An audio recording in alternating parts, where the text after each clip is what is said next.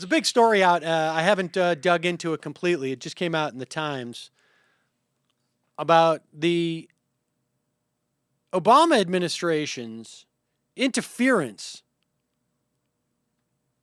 with the FDA, essentially based upon what it seems like a fear of Glenn Beck.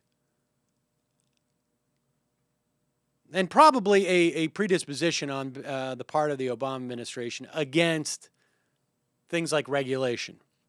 You know, the irony is, of course, is that Cass Sunstein is supposed to be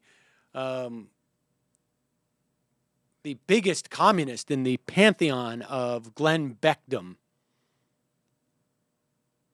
And in fact, he's overseen a bit of a rollback on regulations. There was a regulation that the FDA was proposing as part of the new healthcare law to require that movie theaters post calorie counts for popcorn.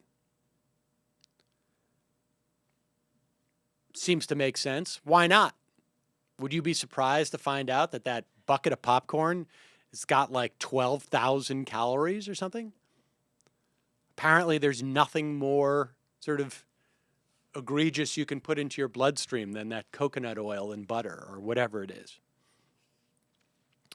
In the FDA view, the law called for moviegoers to know that many a buttery bucket of popcorn had more calories than 2 Big Macs.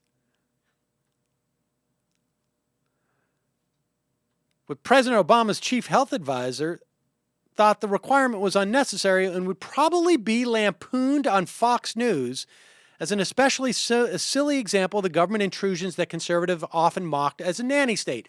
I mean, really?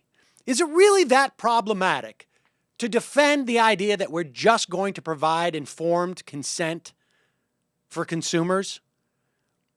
Isn't that what every libertarian who's called into this program has said, that we need? We don't need regulations. We just need informed consent. That's all that this was required. But Dr. Margaret Hamburg, no pun intended, the FDA commissioner appointed by Mr. Obama, soon heard about the White House's displeasure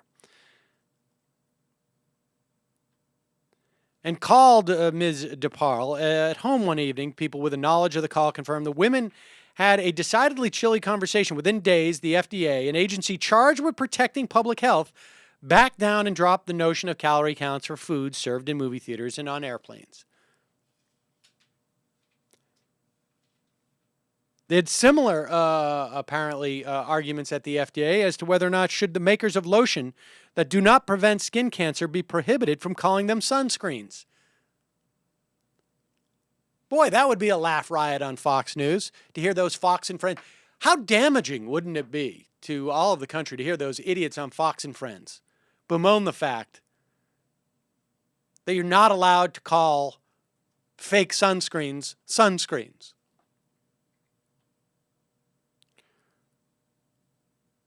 Or should they just be labeled as ineffective, as the White House insisted? I mean, the unbelievable just cowardice of this administration in certain areas is stunning.